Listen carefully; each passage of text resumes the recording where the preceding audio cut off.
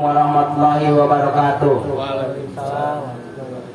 Innal hamdalillah nahmaduhu wa nasta'inu wa nastaghfiru wa na'udzu billahi min syururi anfusina wa min sayyiati a'malina. May yudillu fala hadiyalah wa ma mudillu fala mudhillalah. Asyhadu an la ilaha illallah wahdahu la syarikalah wa asyhadu anna Muhammadan abduhu wa rasuluh. Pertama-tama kita panjatkan puji syukur pada Allah Subhanahu wa taala yang mana pada hari ini kita masih diberi nikmat. Tidak ada nikmat yang hakiki kecuali ialah nikmat iman dan Islam. Tanpa nikmat iman kita tidak bisa melaksanakan puasa di bulan Ramadan.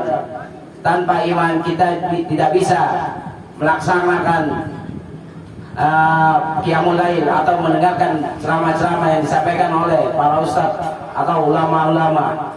Oleh karena itu, dengan kesempatan yang singkat ini saya ingin menyampaikan tausiah atau ceramah yang berjudul syarat diterimanya ibadah. Syarat diterimanya ibadah ialah ada dua. Satu, ikhlas. Yang kedua ialah mengikuti contoh dari Nabi Muhammad Sallallahu Alaihi Wasallam. Dua hal ini adalah yang tidak boleh terpisahkan dan seiring berjalan. Tidak boleh hanya berniat ikhlas tapi tidak ada contoh yang Nabi berikan perkara-perkara ibadah. Nabi pernah menyampaikan, man amila amalan laisa alaihi amruna fahuwa raddun. Man, siapa amila beramal dalam rangka beribadah tidak mengikuti contoh aku yang maksud ini adalah Rasulullah Sallallahu Alaihi Wasallam, maka amalnya tertolak. Nah, ikhlas yang pertama ialah kita beribadah ikhlas hanya mengharapkan ridha Allah dan hanya mengharapkan tujuan kita kepada Allah. Kadang-kadang kita tidak dicampuri oleh godaan setan yang mana beribadah itu diniati dengan riya atau sum'ah. Ibadah kita ingin dilihat orang. Oleh karena itu, hal ini adalah akan tertolak jika ibadahnya tidak memurnikan. Maksud ikhlas ini ialah memurnikan hanya Allah lah yang dituju. Melakukan peribadatan tidak lain hanya Allah lah yang kita ibadahi. Nabi pernah menyampaikan ifradullahu bil abadah, menyendirikan di dalam beribadah. Maksudnya menyendirikan ialah hanya Allah lah satu-satunya yang diibadahi. Yang kedua ialah mengikuti contoh apa yang Nabi sampaikan ke dalam pelaksanaan ibadah. Oleh karena itu, kita sebagai masyarakat yang biasa mengikuti ibadah ini karena faktor kebiasaan, karena kebiasaan yang dilakukan oleh bapak-bapak atau ibu-ibu kita. Sementara di dalam beribadah masih banyak yang salah, masih banyak yang tidak mengikuti contoh dari Nabi Shallallahu Alaihi Wasallam.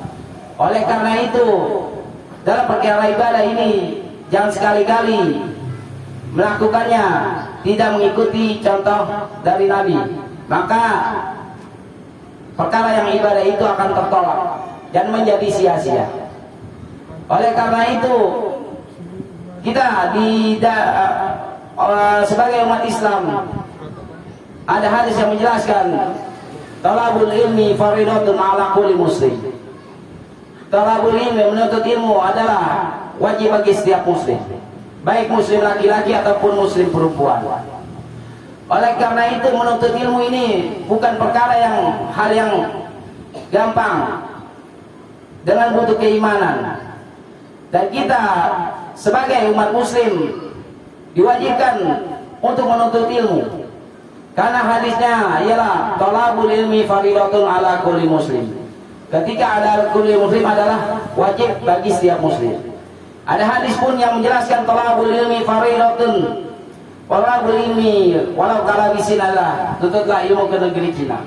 Hadis ini menerangkan hadis yang dhaif atau maudhu dan palsu. Oleh karena itu kita masing-masing menanamkan di dalam diri kita bahwa menuntut ilmu adalah wajib bagi setiap muslim. Nah, perkara-perkara ibadah yang kita lakukan sehari-hari, kalau tidak kita mengetahui tata caranya, maka amalnya ibadah ini akan tertolak.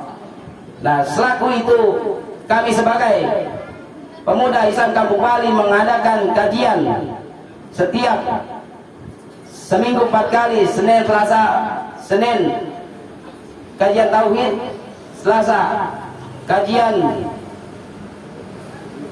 Rabu kajian tajwid, Kamis kajian sholat bahasa Arab, dan di hari Sabtu kajian fikih.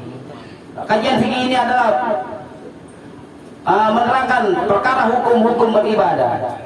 Sementara kita melakukan faktor kebiasaan dalam beribadah mengikuti apa-apa yang telah dikerjakan oleh ibu bapak atau nenek moyang kita.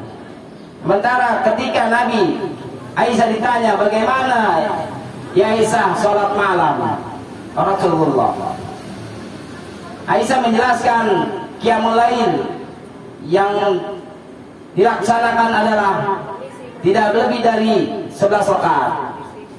Perkara-perkara ini kita tidak bisa melakukannya, tidak bisa mengetahuinya kecuali dengan menuntut ilmu. Gitu. Nah, sementara ada di dalam kalangan umat muslim yang melakukan ibadah, melakukannya hanya faktor kebiasaan dan karena nenek moyang kita. Gitu. Kalau kita tidak mengetahui dengan menuntut ilmu, maka sementara selama ini ibadah kita banyak masalah.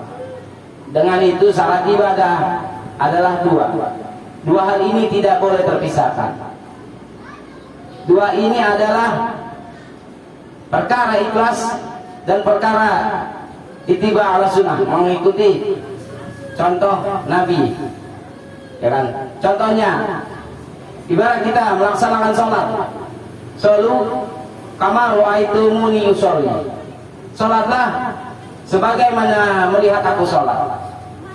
Perkara sholat-sholat yang di sini kita melakukan, ternyata dalam hal rukuk dan i'tidal aja kita masih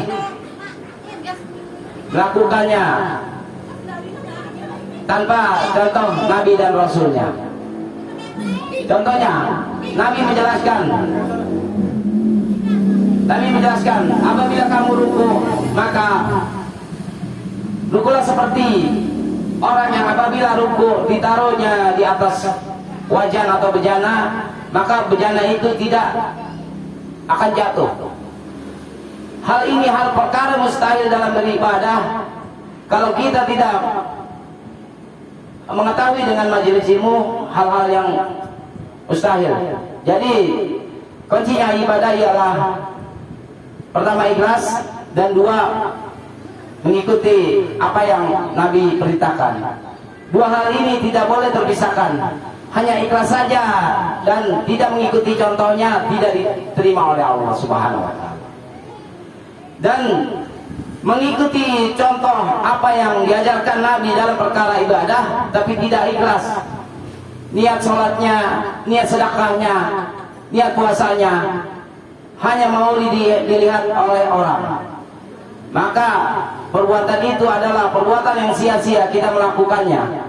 Maka dua hal ini adalah dua hal yang wajib diiringi dengan tidak boleh terpisahkan. Pertama ikhlas dan mengikuti contoh dari Nabi. Begitulah yang saya bisa sampaikan pada ceramah singkat ini. Wassalamualaikum warahmatullahi wabarakatuh. Ada apa? Dunia